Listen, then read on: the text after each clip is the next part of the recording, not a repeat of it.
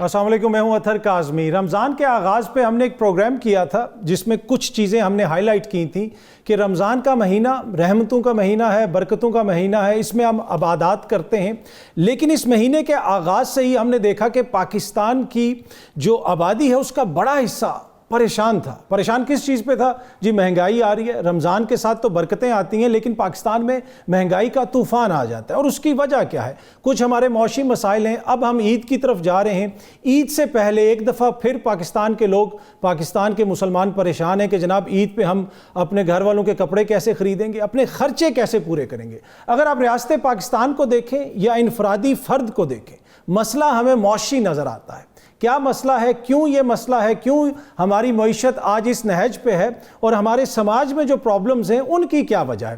ان سارے معاملات پہ گفتگو کرنے کے لیے آج مجھے جوائن کر رہے ہیں معروف کاروباری شخصیت اور سماجی کارکن سعد نذیر صاحب۔ سعد صاحب بہت بہت شکریہ سر، تھینک یو سو مچ ہمیں جوائن کرنے کے لیے۔ اچھا سعد صاحب، سب سے پہلی چیز تو میں آپ سے یہی پوچھنا چاہوں گا کہ رمضان میں مہنگائی، عید میں پھر مہنگائی، تو ایک طرف ہم یہ کہتے ہیں کہ ہم بہت بڑی اسلامی طاقت ہیں، مسلمانوں کا ملک ہے، جوہری طاقت ہیں، پر کہیں پہ کوئی ایسی کمزوریاں ہیں انفرادی لیول پہ یا ریاستی لیول پہ کہ ہمیں یہ چیز ہم ڈسکس کر رہے ہیں کہ جی مہنگائی کیوں ہوگی عید سے پہلے یا رمضان سے پہلے؟ بسم اللہ الرحمن الرحیم۔ اطہر بھائی، یہ سوال تو بڑا سمپل سا جس طرح سے آپ نے اس کو بیان کیا۔ ایکچولی اس پہ جو ہم ایز اے نیشن جس اسٹیٹ آف مائنڈ میں کھڑے ہیں نا، وہاں سوال تو یہ بنتا ہے کہ کیوں نہیں ہونی چاہیے مہنگائی۔ ہم یہ کیوں ازیوم کر رہے ہیں کہ جب لوگوں کے پاس ایک کمائی کا موقع آئے گا، لوگوں کے استحصال کا موقع آئے گا، تو وہ اس موقع کا فائدہ نہیں اٹھائیں گے۔ کیا ہم نے پچھلے 75 سالوں میں کہیں بھی من حیث القوم اپنی قوم کی تربیت سازی کی اٹیمپٹ کی ہے، یا یہ کام ہم نے تبلیغی جماعت اور دیگر دینی جماعتوں پہ یا دیگر سیاسی جماعتیں بھی یہ کام نہیں کرتی؟ اگر کر رہی ہوتی تو شاید ہم اکنالج کرتے، لیکن انفارچونیٹلی اس ملک میں لوگوں کی تربیت سازی کا، اخلاقیات کا، موریلٹی کا، صحیح ہونے کا اگر کوئی قابل ذکر کام کر رہے ہیں تو وہ صرف تبلیغی جماعت کر رہی ہے۔ اس کے علاوہ کوئی سوشل جماعت بھی یہ کام اوپنلی نہیں کر رہی جہاں پہ وہ لوگوں کا مورل کنڈکٹ امپروو کرنے کے بارے میں کوئی ایفرٹ کر رہی ہے۔ اور اسٹیٹ تو ڈے ون سے یہ کام کر ہی نہیں رہی، اور رادر ہم اس کنفیوژن کا شکار ہیں کہ یہ کام اسٹیٹ نے کرنا ہے کہ نہیں کرنا۔ تو پہلے تو میں ڈیفرنٹ فورمز پہ یہ کبھی گفتگو کرنے کا موقع نہیں ملا۔ ابھی پچھلے کچھ عرصے میں اللہ پاک نے یہ خواہش دل میں ڈالی ہے کہ یہ وقت ہے اپنا کردار ادا کرنے کا اور گفتگو کر کے اس قوم کی سمت متعین کرنے کا، چونکہ اب بھی ہم نے یہ کام نہ کیا تو میں سمجھتا ہوں ہمارے پاس وقت بہت کم رہ گیا۔ اچھا سر، اس میں ایک چیز جو آپ اکثر کہتے ہیں، گرینڈ ڈیبیٹ میں بھی ہم آپ کو سن رہے تھے، آپ ریاست کے کردار پہ بات کرتے ہیں۔ تو دیکھیں نا، اب سب مسلمان ہیں، گھروں میں بچوں کی تربیت ماں باپ کرتے ہیں، کہ ریاست کا کوئی ایسا نظام ہونا ضروری ہے کہ تربیت کے لیے جی ان کا بیچ میں کردار ہو؟ بالکل اطہر بھائی، اس کا ہونا اس لیے ضروری ہے کہ سب سے پہلے ہم نے ایز اے نیشن ڈیسائیڈ کرنا ہے کہ ہم ہیں کون، وٹ از آر آئیڈیالوجی، اور پھر ہم نے یہ طے کرنا ہے کہ کیا آئیڈیالوجی وہ ہوگی جس پہ یہ ملک بنا تھا، یا ہم نے کوئی اور آئیڈیالوجی امپورٹ کر کے اپنے نیشن پہ امپلیمنٹ کرنی ہے۔ یہ ہمیں اوپنلی ڈسکس کر کے طے کرنا پڑے گا۔ کیا ہم نے اپنے بزرگوں کی آئیڈیالوجی کے ساتھ دغا کرنا ہے جو 1947 میں اس ملک کے بننے کی بنیاد بنا؟ اگر ہم اس آئیڈیالوجی کو ڈسکارڈ کرتے ہیں تو ہمیں پھر ریورس گیئر لگا کے یہ جو ٹو نیشن تھیوری تھا اس کی نفی کرنی پڑے گی، اور پھر اوپن اکانومی اور جس طرح دنیا آپس میں باہیں پھیلائے ریلیجن کو ایک سائیڈ پہ رکھ کے ترقی کی راہ پہ گامزن ہے، میں یہ نہیں سمجھتا کہ اس طرح ترقی نہیں ہو سکتی۔ دنیاوی ترقی کی بات ہو رہی ہے، جس کو لوگ ترقی کہتے ہیں وہ اس طرح بھی اچیو کی جا سکتی، اور ویسٹ نے اچیو کی جہاں اس نے دین کو اٹھا کے سائیڈ پہ رکھ دیا، اور پھر یہ ڈسکشن اور کنفیوژن نہیں رہی۔ ہم ایز اے نیشن کنفیوزڈ ہیں ابھی تک کہ ہم مسلمان ہیں، اور کیا ہم نے اسلامی اقدار کو فالو کرنا ہے یا ہم نے ویسٹرن اقدار کو فالو کرنا ہے۔ جس طرح اب آپ کو نظر آ رہا ہے کہ سعودی عرب میں بھی یہ ڈائمنشن چینج ہوتی نظر آ رہی ہے، وہ دینی اقدار کو ایک سائیڈ پہ رکھ کے ویسٹرن کلچر کو اور جیوز سے امپریس ہو کے اس لائن پر چل پڑیں۔ ان کا اینڈ سٹیٹ کیا ہوگی یہ تو وقت بتائے گا، لیکن ہمارے ساتھ ایز اے نیشن یہ نظر آ رہا ہے کہ ہم نے پچھلے 75 سالوں میں صرف اپنے آپ کو اور اپنے بچوں کو کنفیوز کیا۔ اگر ہم نے ان کا مورل کنڈکٹ نہیں ٹھیک کرنا یا ٹھیک کرنا ہے تو کس بنیاد پہ ٹھیک کرنا ہے؟ آپ کو کوئی بنیاد تو طے کرنی پڑے گی نا، کوئی کرائٹیریا تو طے کرنا پڑے گا. ہمارا کرائٹیریا ڈے 1 لا الہ الا اللہ تھا، اور لا الہ الا اللہ کی بحث کہیں سے بھی آپ کو سیکولر ہونے کی اجازت نہیں دیتی.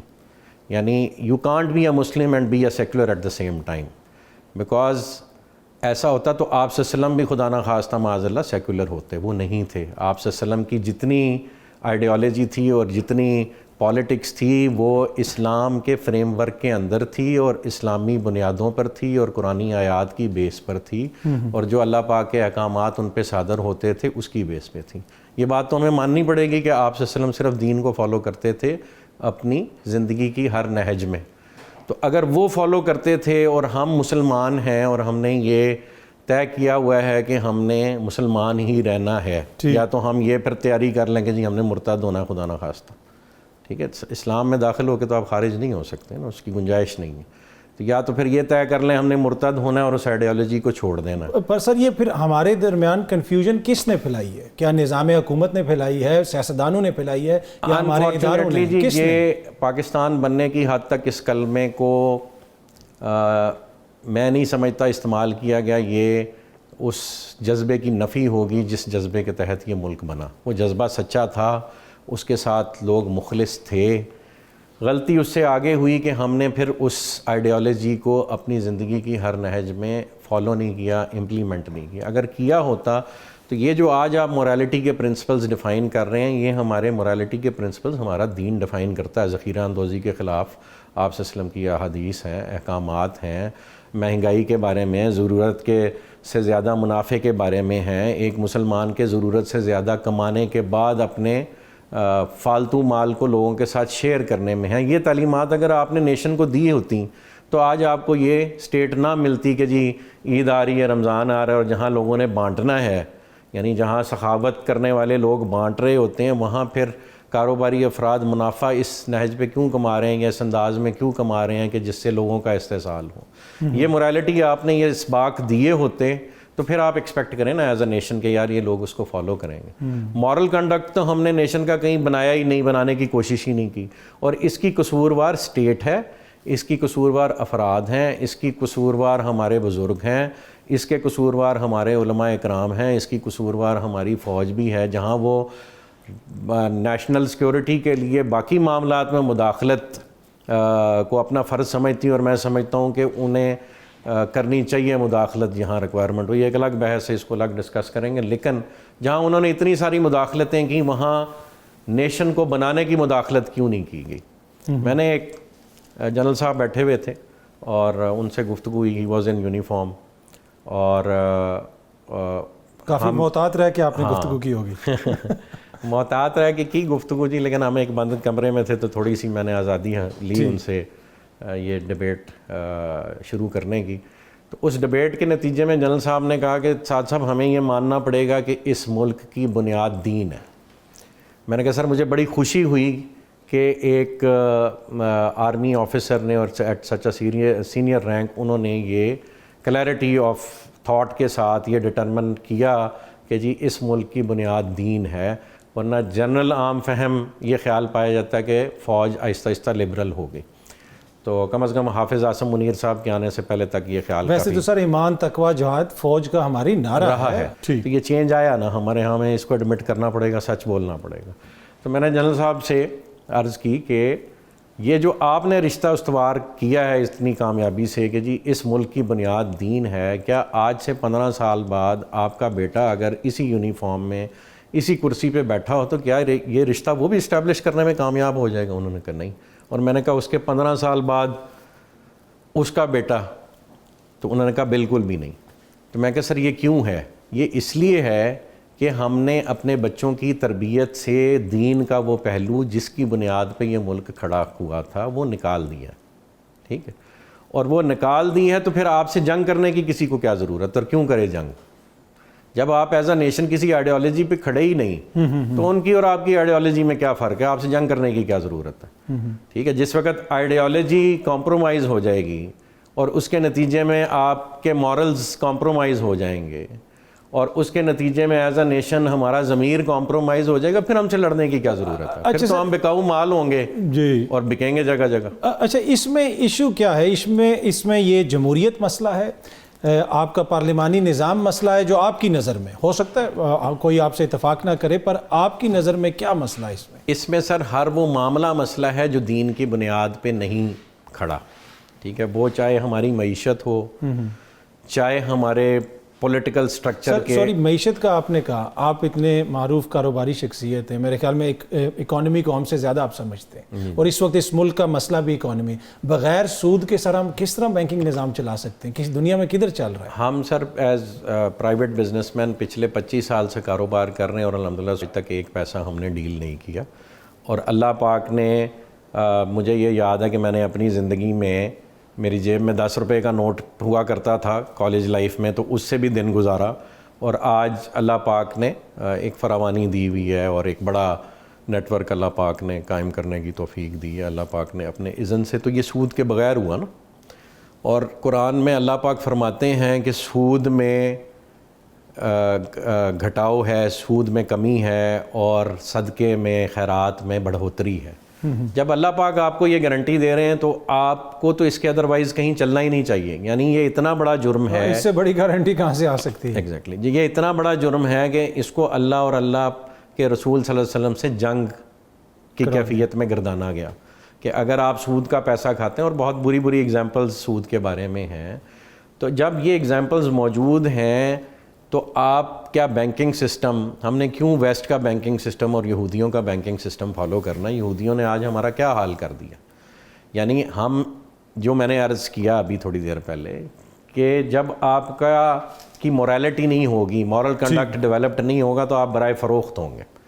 تو ہم بیسکلی اس وقت نیشن برائے فروخت ہیں، which has been bought, purchased, sold، ہماری ڈگنیٹی، ہماری روح، سب کچھ بک گئی ہوئی ہے نا، اور اس میں ہمارا اپنا قصور بھی کافی جی اپنا قصور ہے، سب کا مشترکہ اپنا قصور ہے، سب اس میں قصوروار ہے، چونکہ ہم نے اپنے دین کی آئیڈیالوجی پہ کام نہیں کیا، اللہ پر توکل نہیں کیا، اور جوں ہم دور ہوتے گئے تو ہم اس سٹیٹ میں پہنچ گئے کہ ہم برائے فروخت ہیں۔ یہودیوں نے پوری دنیا کے مسلم ممالک کو خریدا ہوا ہے کسی نہ کسی صورت میں، اور وہ آپ کے بچے، آپ کے مسلمان بھائی، وہ اس وقت ان کی گردنیں اڑاتے جا رہے ہیں۔ اچھا سر، میں اس حوالے سے آپ سے پوچھوں گا، آپ نے ذکر کیا مسلمانوں کا، آپ کی گفتگو سے یہ اندازہ لگایا جا سکتا ہے کہ آپ مسلمانوں کو ایز ایک امت دیکھتے ہیں، کہ ہم سب ایک ہیں، چاہے جدھر بھی رہتے ہیں، جو مرضی ایتھنیسٹی، مطلب ہمارا دین دیکھتا ہے۔ جب ہمارا دین دیکھتا تو میں کون ہوتا ہوں اس کو ادروائز دیکھنے والا؟ یہ بڑا امپورٹنٹ پوائنٹ ہے، اس پہ میں آپ سے کچھ سوال کروں گا، لیکن ایک چھوٹے سے وقفے کے بعد۔ یہاں وقت ہوا ایک چھوٹی سی بریک کا، بریک سے واپس آئیں گے تو گفتگو کے سلسلے کو آگے بڑھائیں گے۔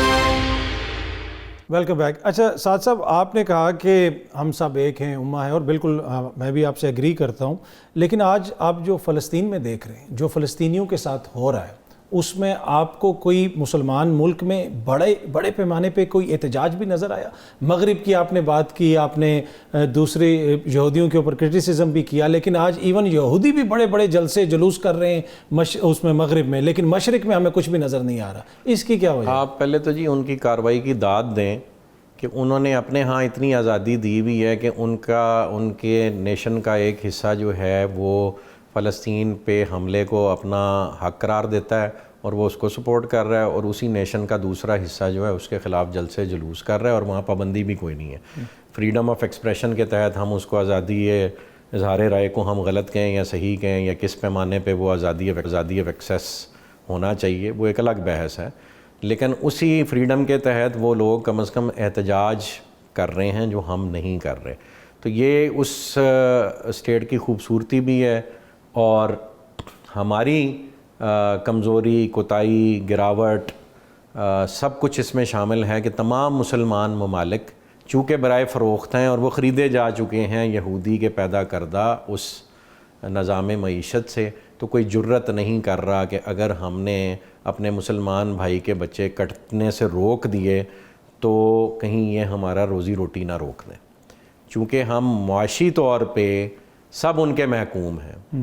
ہماری ویپن انڈسٹری ہے، ہماری ملک کا سروائیول ہے، ہمارے ملک کا بجٹ ہے، ہمارے ملک میں اداروں کی تنخواہیں ہیں، سب اس بینکنگ نظام کا اور اس ادھار کا حصہ ہیں جو IMF بھی کی صورت میں ہمیں آپ دیتا ہے. سمجھتے ہیں سر کہ یہ مسئلہ بھی معیشت سے جڑا ہوا ہے جو فلسطین کا مسئلہ ہے, گھوم پھر کے یہ بھی اکانومی پہ علاوہ اور ہے ہی نہیں کوئی مسئلہ نہیں. When you are paid not to react why would you react, ٹھیک ہے. یا اگر آپ کو پتہ ہو کہ میں اگر ریئیکٹ کروں گا تو میں اپنے اگلے مہینے کا خرچہ نہیں چلا پاؤں گا, اس ملک کا خرچہ نہیں چلا پاؤں گا, اپنے بچوں کا رزق نہیں چلا پاؤں گا, یا میری روزی روٹی بند کر دی جائے گی, تو ہم تو بکتے ہی اس کام پہ ہیں نا, اور کیا ہے.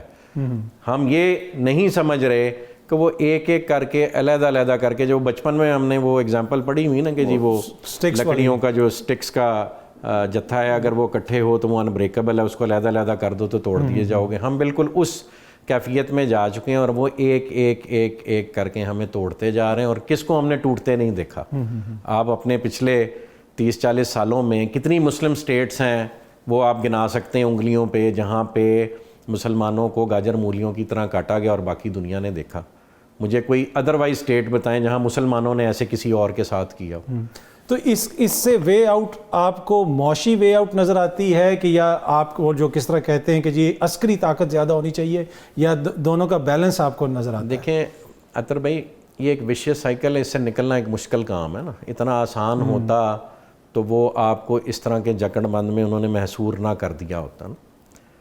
اس کے لیے آپ کو ایفرٹ کرنی پڑے گی, لیکن سب کچھ کی بنیاد ہے آپ کا نظریہ, آپ کی آئیڈیالوجی. وہ آئیڈیالوجی سب سے پہلے آپ کو اپنے نیشن کے اندر ری بلڈ کرنی پڑے گی, نیشن کا کریکٹر بلڈ کرنا پڑے گا, اور وہ سب سے امپورٹنٹ انگریڈینٹ ہے, وہ ہماری معیشت سے زیادہ امپورٹنٹ ہے. جب آپ کریکٹر نہیں بلڈ کریں گے تو آپ مال و اسباب ہونے کے باوجود بھی ذخیرہ اندوزی کر رہے ہوں. جب آپ کریکٹر نہیں بلڈ کریں گے تو زیادہ کمانے کی حرص میں آپ کچھ بھی بیچ دیں گے. تو سب سے پہلے آپ نے اپنے نیشن کا کریکٹر بلڈ کرنا ہے. یہ جو اس وقت پچھلے 3-4 سالوں سے ایک طوفان بدتمیزی اس ملک میں اور ایک خاص جماعت پہ اس کا الزام لگایا جاتا ہے کہ اس نے نیشن کو بدتمیز کر دیا. آدھی اکثریت کہتی ہے کہ انہوں نے نیشن کو زبان دے دی, ٹھیک ہو گیا. آدھی کہتی ہے نہیں, انہوں نے نیشن کو بدتمیز کر دیا, ٹھیک ہے. اتنا بدتمیز کر دیا کہ وہ اپنے دفاعی اداروں سے اور اپنی دفاع کی بنیاد سے بھیڑ پڑے. میرا یہ سوال ہے انہی اداروں سے کہ انہوں نے تو بدتمیزی سکھائی, آپ نے کیا سکھایا قوم کو؟ یہ کام آپ نے چھوڑا ہوا ہے دینی جماعتوں پہ, سوشل جماعتوں پہ کہ وہ سکھائیں. یہ morality اور یہ اقدار, رائٹ اور رانگ کی تفریق, یہ اسٹیٹ کا ایک ایکٹیو رول ہونا چاہیے نا, اور امر بالمعروف و نہی عن المنکر کے تحت آنا چاہیے. اگر ایک بندے کا چلیں دین تو چوری کرنے پہ ہاتھ کاٹتا ہے, لیکن اس سے پہلے اکنامک سٹیبلٹی دیتا ہے سوسائٹی میں کہ چوری کی کسی کو ضرورت نہ رہے. آپ بتائیں کہ اسلامی ادوار میں کتنوں کے ہاتھ کٹ گئے, اس سے پہلے اکنامک سٹیبلٹی دی گئی تو اس کی ضرورت نہیں پڑی. ٹھیک ہے. تو آپ جب چاہتے ہیں کہ امر بالمعروف اور نہی عن المنکر ہو, آپ جب چاہتے ہیں چور چوری نہ کرے, ڈاکو ڈاکہ نہ ڈالے, لوگ رشوت نہ لیں, یہ بات آپ نے سکھائی کہاں اپنی نیشن کو کہ ایسے نہیں کرنا. اچھا, یہ جو سارے لوگ ہیں جن کے حوالے سے آپ نے بات, یوتھ کی طرف آپ نے بھی اشارہ کیا, ذخیرہ اندوز ہیں ان کی طرف بھی اشارہ کیا, یہ آپ کی گفتگو سے مجھے یہ لگ رہا ہے کہ یہ ہماری سوسائٹی کا پروڈکٹ ہے. اگر آپ کی سوسائٹی کے اندر فیکٹری اس قسم کی لگی ہوئی ہے جس میں کوئی مورالٹی نہیں ہے, تو اس فیکٹری میں یہی مال بنے گا. Then you cannot hold anyone accountable. جب آپ نے مورالٹی کی درسگاہ کھولی ہی نہیں, ٹھیک ہے, مورالٹی کی بنیاد ہی ڈیفائن نہیں کی, and over the years you have taken religion out of your syllabus. ہماری مورالٹی ہمیں ہمارا ریلیجن دیتا ہے. ایک کوشچن یہاں پہ آتا ہے, اب مغرب میں لوگ جھوٹ کم بولتے ہیں, مغرب میں رشوت بھی نہیں لی جاتی, ان کی حکومتیں کام بھی بڑا اچھا کرتی ہیں, ٹھیکوں میں بھی کوئی کک بیکس نہیں ہوتے, تو ان کا وہ تو ریلیجن سے بہت دور ہیں. انہوں نے کس طرح پھر یہ حاصل کر لیا؟ ریلیجن سے دور ہیں لیکن مورالٹی پہ انہوں نے کام کیا ہے. ایز اے نیشن انہوں نے اپنے مورل کنڈکٹ پہ کام کیا ہے اور اپنے لاز کی امپلیمنٹیشن پہ کام کیا ہے. جب آپ کا قانون آپ کو سزا دیتا ہو, تو چین میں کیوں نہیں ہوتی رشوت کہ وہ رشوت لینے پہ لٹکا دیتے ہیں؟ تو it's a combination of many aspects نا. لیکن ان کے نفاذ کے لیے آپ کا عقیدہ اسٹرانگ ہونا چاہیے. یہاں پہ لوگ اکثر یہی سوال جو آپ کر رہے ہیں کہ جی ویسٹ میں تو یہ سب کچھ نہیں ہوتا تو وہ کامیاب کیوں ہے؟ ان کی کامیابی کا کوئی ڈینائل نہیں ہے, ٹھیک ہے, لیکن ہم فارچونیٹلی یا انفارچونیٹلی اطہر بھائی مسلمان ہیں. ہم نے لائف آفٹر ڈیتھ کے بارے میں سوچنا ہے. ہمیں یہ فکر ہونی ہے کہ ہم نے مرنے کے بعد ایک اللہ کو جواب دے ہونا کہ نہیں ہونی وہ فکر. بحیثیت مسلمان ہمارا عقیدہ ہے اور وہ ایک ریالٹی ہے, ٹھیک ہے. اس لیے ہمارا سوچنے کا انداز فرق ہونا ہے ان سے. آپ کوئی بھی ایک میتھڈالوجی اڈاپٹ کر لیں اور اس پہ ٹھک کے امپلیمنٹیشن شروع کر دیں تو ڈیزائرڈ پروڈکٹس جو انسانی عقل کے تقاضے کے تحت آپ نے ایک کیلکولیشن میں ڈالیں وہ آپ رزلٹس اچیو کریں گے. آپ نے اگر سفر کرنا ہے لاہور سے اسلام آباد جس کا دین سے کوئی تعلق نہیں ہے, آپ اگر اسباب اختیار کریں گے, گاڑی لے لیں گے, اس کے پہیوں میں ہوا ہوگی, گاڑی میں پٹرول ہوگا, انجن چل رہا ہوگا, ڈرائیور بیٹھا ہوگا, اس کو نیند نہیں آئے گی, تو وہ گاڑی لاہور سے نکلے گی اسلام آباد پہنچ جائے گی. اس کا دین سے کیا تعلق ہے؟ ٹھیک ہو گیا. تو دین سے دور ہو کے بھی آپ کامیاب ہو سکتے ہیں دنیاوی اعتبار سے. بینگ اے مسلم ہم نے ڈفرینٹ سوچنا ہے. دنیا کی ترقی کی کوئی نفی نہیں کر رہا, لیکن ہماری دنیا اور آخرت کی ترقی دونوں دین کی بنیاد پہ ہونی, اس سے ہم روگردانی نہیں کر سکتے. اب تک جو میں سمجھوں آپ کی بات کہ نہ ہم نے دنیا سے کٹنا ہے, دنیا کے ساتھ تو چلنا ہی چلنا ہے ہم نے, لیکن جو ہماری بنیاد ہے دو قومی نظریے کی بات ہوتی ہے, جس نظریے پہ پاکستان بنا. اب تو دیکھیں نا بہت ساری یہاں پہ قوم پرست جماعتیں بھی ہیں, بہت کچھ ہے, لیکن یہ جو یہاں پہ جس قسم کی بھی بہتری آنی ہے یہ کس لیول سے شروع ہوگی, اس کا بھی کوئی ماڈل ہے آپ کے ذہن میں؟ اطہر بھائی یہ ہر لیول پہ آپ کو شروع کرنی پڑے گی. آپ کو اپنی درس گاہوں میں, اپنے اسکولوں میں, کالجز میں یہ آئیڈیالوجی اس طرح سے پڑھانی پڑے گی جس طرح سے آپ صلی اللہ علیہ وسلم نے اپنے صحابہ کی تعلیم و تربیت فرمائی. انہی اقدار کو آپ نے اپنے بچوں میں انکلکیٹ کرنا ہے, انہی اقدار کو آپ نے اپنے انسٹیٹیوشنز میں انکلکیٹ کرنا ہے, انہی اقدار کو آپ نے ملٹری کے اداروں میں پڑھانا ہے, سول کے اداروں میں پڑھانا ہے. انہی اقدار سے جو قوانین نکلتے ہیں وہ منوعاً آپ نے امپلیمنٹ کرنے, اور اس کے مطابق اس اسٹیٹ کی کانسٹیٹیوشن میں ایک ترمیم ہونے والی ہے, اور وہ یہ ہے کہ قرآن اینڈ سنہ shall not be the supreme law of the country, it shall be the only law of the country. جب اس کو وہ only law آپ بنائیں گے تو پھر اس قانون سے اعراض کرنے کی الٹیمیٹ گنجائش بھی نکل جائے گی کانسٹیٹیوشن. اچھا, ویسے ابھی تو یہ آرگومنٹ دیا جاتا ہے نا کہ قرآن اور سنہ کے خلاف نعوذ باللہ کوئی یہاں پہ قانون سازی ہو ہی نہیں سکتی. اسلامی نظریاتی کونسل بھی ہے, پر آپ یہ کہہ رہے ہیں کہ تمام جو قانون ہے, جو ہمارے پینل کوڈ ہے, یہ سب کچھ جو ہے اس کو ہم اس اسلامی شریعت محمدی صلی اللہ علیہ وسلم کے مطابق ڈھالیں گے, اور آپ اس میں ترمیم نہیں کر سکتے. آپ نے ابھی یہ کہا کہ جی ہمارے کانسٹیٹیوشن میں یہ لکھا ہوا ہے. کئی ایسے قوانین ہیں جو مجھے آپ کو پتہ ہے کہ جو قانون اسلام کی تعلیمات سے متصادم ہے, ٹھیک ہے, وہ اس ملک میں نافذ ہیں کہ نہیں ہیں, ٹھیک ہے. کیوں ان کی گنجائش پیدا ہوگی؟ چونکہ ان کو اس جمہوریت کے قاعدے کے تحت میجورٹی کی بیکنگ حاصل ہے. یعنی آپ کا لوور ہاؤس, آپ کی پارلیمنٹ اس قانون کو جب منظور کر دیتی ہے اور پریزیڈنٹ اس کو اکنالج کر لیتا ہے تو وہ قانون ڈیفائن ہو جاتا ہے. تو جو قانون متصادم نہیں ہونا تھا وہ بن گیا, اور جو قانون متصادم ہے اور اسلامی نظریاتی کونسل نے بھی اس کو ڈینائی کر دیا, وہ آج تک سپریم کورٹ میں دھکے کھا رہا ہے کہ جی ہم نے سود لینا ہے کہ نہیں لینا.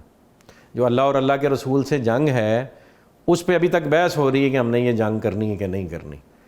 تو یہ ڈفرنس ہے کہ democracy gives the right of legislation to the people. ٹھیک. Islam does not allow you that right. اسلام کے تحت وہ قوانین آپ صلی اللہ علیہ وسلم کی صورت میں, یعنی قرآن کی صورت میں, توحید کی صورت میں, رسالت کی صورت میں, اور اس کے بعد خلافت کی صورت میں دنیا نے امپلیمنٹ ہوا دیکھ لیا. اس وقت کے اور آج کے انسان میں صرف گاڑیوں اور جہازوں اور ٹیکنالوجی کا فرق ہے. ٹھیک. ہماری انسٹنکٹس کا کوئی فرق نہیں ہے, ہماری بھوک کا کوئی فرق نہیں ہے. تو اس کا مطلب ہے وہ جو دین جو اللہ پاک نے قرآن میں کہا کہ آج میں نے تمہارا دین مکمل کر دیا, اور یہ دین ہے, یہ مذہب نہیں ہے, یہ دین ہے. یعنی آپ نے code of life in all walks of life اپنے ریلیجن سے ڈرائیو کرنا. اچھا, اس میں سر ایک اور چیز بھی ہے نا کہ ملک میں جمہوریت ہے ہماری جیسی بھی ہے, اب لوگوں کی مرضی سے بہت سارے کام ہوتے ہیں. اب یہ جو آپ کا ماڈل ہے یا جو نظریہ آپ پیش کر رہے ہیں, اس میں لوگوں کو ساتھ شامل کیا جائے گا یا پھر ان کو کہا جائے گا کہ آپ نے یہ کرنا ہے؟ مطلب اس کا کیا ماڈل بنے گا پھر؟ دیکھیں, جس وقت آپ نے شریعت آپ صلی اللہ علیہ وسلم کی لینی ہے نا, تو طریقہ کار بھی آپ صلی اللہ علیہ وسلم کی سنت سے ثابت ہوگا. جن معاملات میں لوگوں کی مشاورت کا عمل شامل ہے ان معاملات میں آپ لوگوں سے مشاورت کریں گے. مثلاً قانون لوگ نہیں چینج کر سکتے, اس میں لوگوں کی مشاورت سے بھی کوئی فرق نہیں پڑے گا. ایڈمنسٹریٹو میٹرز میں آپ صلی اللہ علیہ وسلم نے غزوہ خندق کھودتے ہوئے صحابہ اکرام رضوان اللہ اجمعین سے مشورہ کیا, ٹھیک ہے, اور آپ صلی اللہ علیہ وسلم نے اپنا مشورہ بھی دیا. آپ نے کہا کہ میں سمجھتا ہوں کہ مدینہ کے باہر ایک دیوار بننی چاہیے، اور ایک صحابی رضی تعالیٰ عنہ نے کہا کہ آپ صلی اللہ علیہ وسلم میں پہلے بھی جنگوں میں رہا ہوں، میرے خیال میں خندق ہونی چاہیے، اور اس نے یہ مشورہ دینے سے پہلے آپ صلی اللہ علیہ وسلم کے مشورے پہ اس نے پوچھا کہ آپ صلی اللہ علیہ وسلم یہ مشورہ ہے کہ حکم ہے؟ آپ صلی اللہ علیہ وسلم نے کہا یہ مشورہ آپ بھی دے سکتے ہیں، ٹھیک ہے، اور پھر انہوں نے خندق کا مشورہ دیا اور خندق کھدی۔ تو جن معاملات میں آپ صلی اللہ علیہ وسلم نے صحابہ کرام رضوان اللہ اجمعین سے مشورہ کیا، وہاں ہم بھی مشورے کے پابند ہیں اور اسی طرح سے کرنے کے پابند ہیں۔ ٹھیک، تو جو امپلیمنٹیشن آف لا یا کس نے کرنی ہے یا ہمارا امیر کون ہوگا، اس پہ دین اگین ایک پری کوالیفیکیشن کی میتھڈالوجی کے تحت آپ پری کوالیفائی کریں گے کینڈیڈیٹس، اور اس کے لیے ایک شورا یہ کام کرے گی، اور شورا کے بھی کینڈیڈیٹس کیسے سلیکٹ ہونے اس کا بھی معیار طے ہے۔ اچھا، اس میں تو سر دیکھیں نا بڑا ریزسٹنس آئے گا، اس لیے کہ ملک میں آئین موجود ہے اور سیاستدان سب سے زیادہ سینسٹیو جو ہیں وہ آئین کے حوالے سے، اس لیے کہ وہ میک شور کرتا ہے کہ کم از کم ان کا جو نظام ہے وہ چلتا رہے۔ اس پہ بھی میں آپ سے پوچھوں گا، لیکن ایک چھوٹی سی بریک کے بعد وقت ہوا ایک چھوٹے سا وقفے سے واپس آئیں گے تو گفتگو کے سلسلے کو یہیں سے آگے بڑھائیں گے۔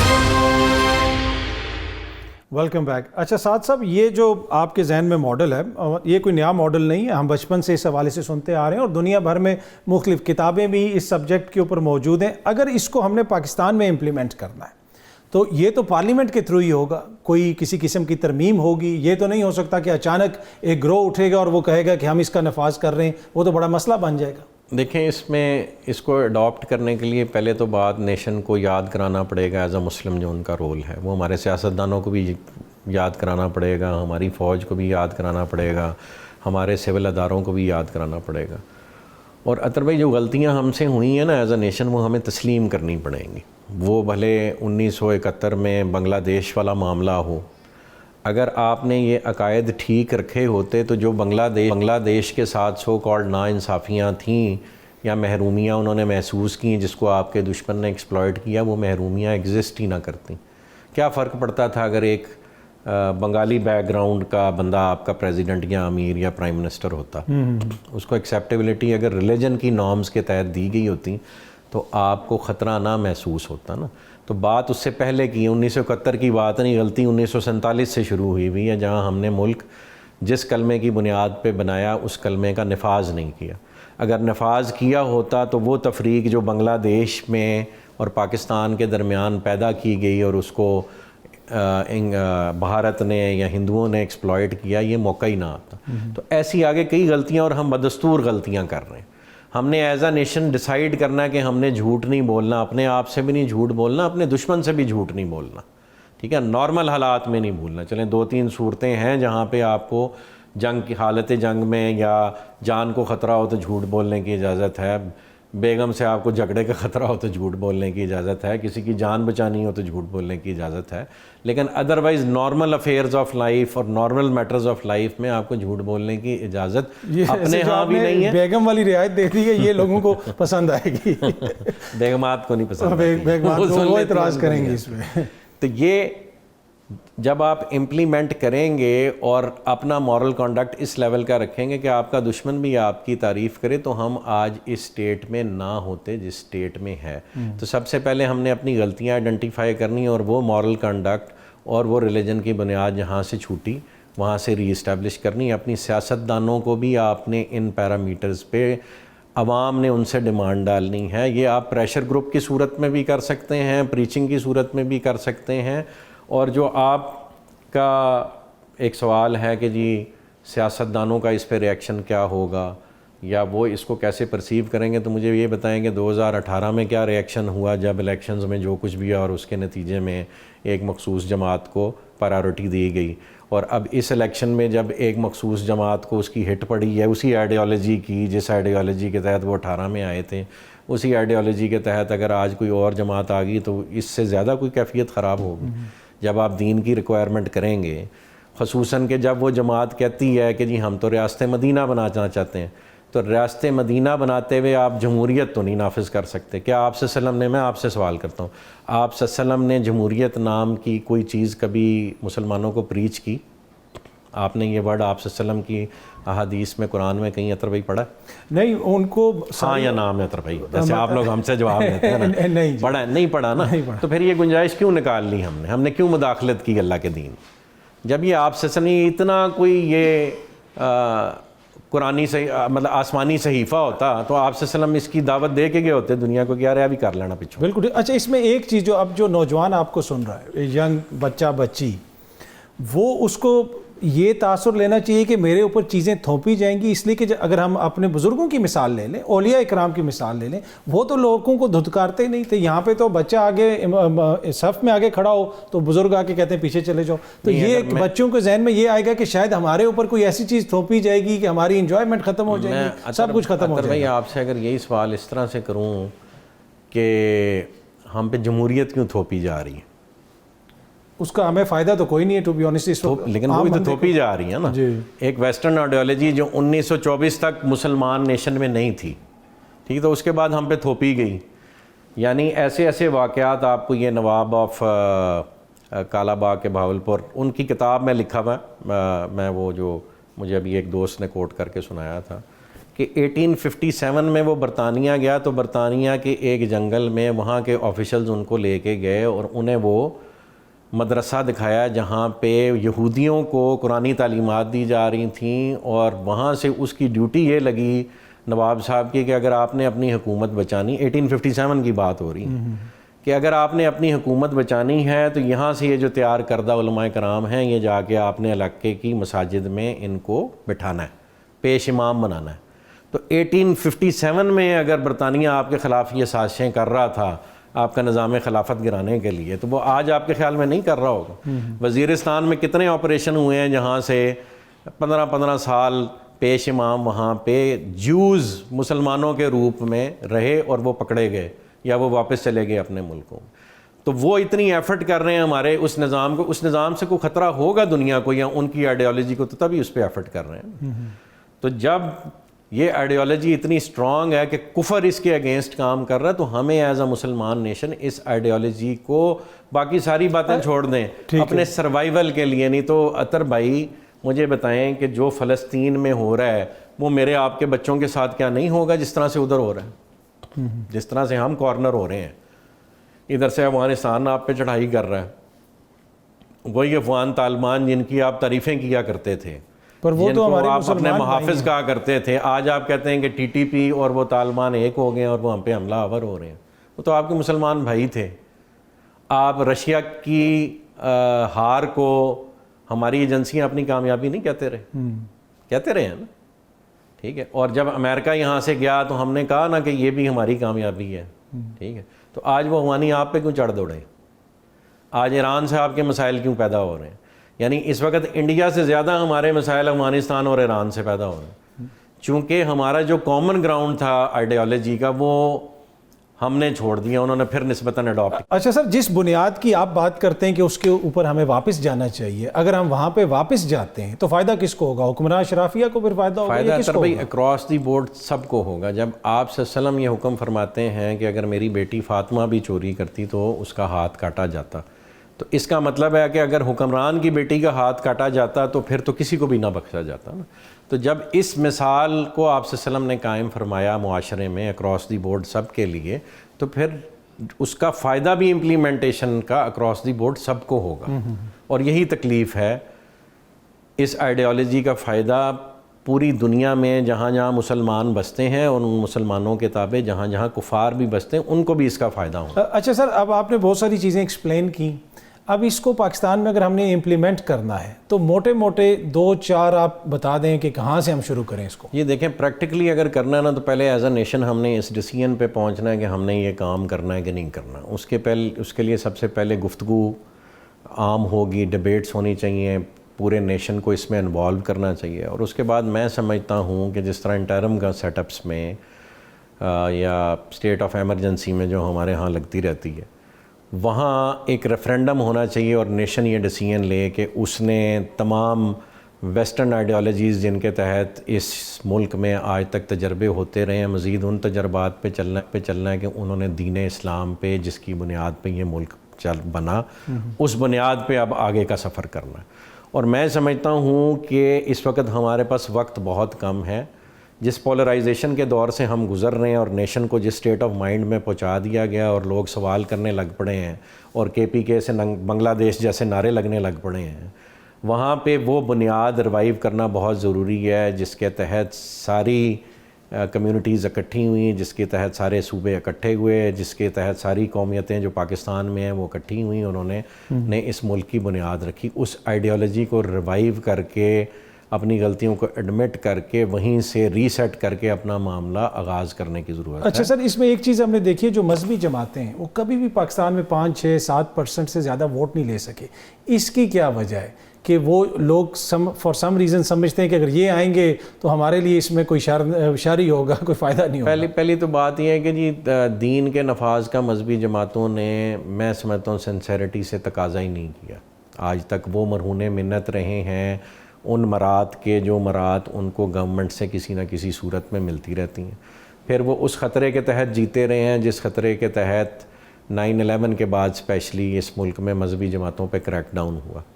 پھر تیسری جو مسنگ ایلیمنٹ ہے کہ دنیاوی تعلیم جو ہے ہمارے ہاں مذہبی جماعتوں میں اور مذہبی حلقوں میں ڈسکریجڈ رہی ہے یا اتنی لائکڈ نہیں رہی ہے۔ اور چوتھا اس میں پہلو یہ ہے کہ دین کے نفاذ کا ٹھیکہ مذہبی جماعتوں کے پاس نہیں ہے، یہ ہر مسلمان پہ فرض ہے، اور اسپیشلی جب اسلامک اسٹیٹ ایگزسٹ نہیں کرتی تو یہ فرض عین ہے، یہ میرے آپ پہ بھی فرض ہے۔ اور جو اس کی آئیڈیالوجی جو ہے وہ جو ریلیف دیتی ہے نیشن کو، وہ ہمیں ایکسپلین کرنے کی ضرورت ہے، اور اس کو اڈاپٹ نہ کرنے کی وجہ سے جو نیشن میں بگاڑ پیدا ہو گیا ہے، تو ہمارے لیے واحد علاج یہی ہے، یا تو ہم کرسچنز ہوتے ہیں نا، یا کسی اور دین سے ہمارا تعلق ہوتا تو ہم کوئی اور آئیڈیالوجی کنسیڈر کر لیتے۔ جب ہم ہے ہی مسلمان اور مرتد ہم ہونا نہیں چاہیں گے، اور روز محشر آپ صلی اللہ علیہ وسلم اور اللہ پاک کو کسی اور حالت میں فیس نہیں کرنا چاہیں گے، تو ہمارے پاس اس کے علاوہ چوائس اور کوئی نہیں، اور پہنچ ہم باقی تجربے کر کے اس حالت میں گئے ہیں کہ آپ کی عوام کو آپ کے دفاعی اداروں کے خلاف بھڑکایا جا رہا ہے، آپ کی اقوام کو ایک دوسرے کے خلاف بھڑکایا جا رہا ہے، اور لوگ اس ملک کے گرنے کا انتظار کر رہے ہیں۔ اچھا سر، ایک چیز ہوتی ہے کہ جب بندہ کنونس ہو جاتا ہے، اب لگتا ہے اس طرح کی آبادی کا بڑا حصہ دنیا بھر میں اس چیز پہ کنونس ہے کہ جمہوریت میرے لیے بہتر ہے، اب یہ ان کو کنونس بھی ہم نے کرنا ہے کہ یہ نظام آپ کے لیے بہتر ہے، اور دوسرا